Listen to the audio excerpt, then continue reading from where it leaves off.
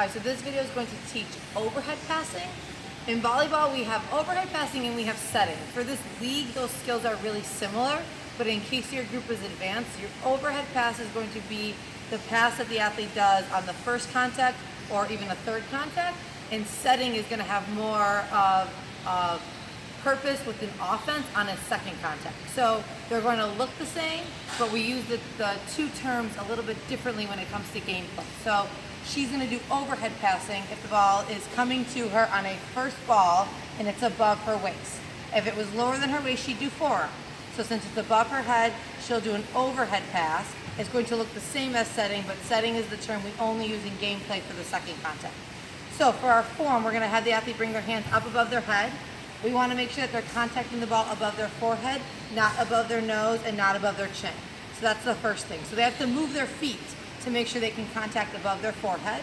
And then we're going to make sure that their thumbs are pointed back at their eyebrows, their palms are facing in, and the hands are ball shaped. So if the athlete was to catch the ball shouldn't move at all. It should land right in their hands. So thumbs down. In most cases, their elbows are going to be out, but it's really important that their wrists are pulled back, which helps them get these hands facing each other.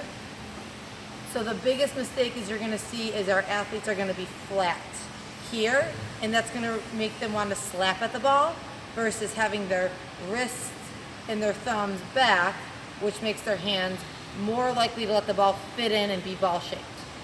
So Emma's going to relax for a second. So she's going to go base, ready, and then as the ball comes higher than her waist, she's going to bring her hands up, trying to make sure the ball can fit in, and then as she extends out, her thumbs are going to be the last thing that leave the ball. So if I go slow, as she extends out, her hands are going to finish flat. Or we tell the kids to finish like Superman, and we want to make sure that they're finishing with their hands flat, like a high five, versus fingers forward this way or fingers forward this way. This is going to limit their control on the ball. So if I go flat here, I know that the ball is going to go straight forward. So we start with the form here, thumbs back, palms in, hands shaped like the ball, and then as we extend and follow throughout, our thumbs are the last thing on the ball, and then we freeze flat like we're hitting a wall or like we're hitting a high five, avoiding ending like this or like this.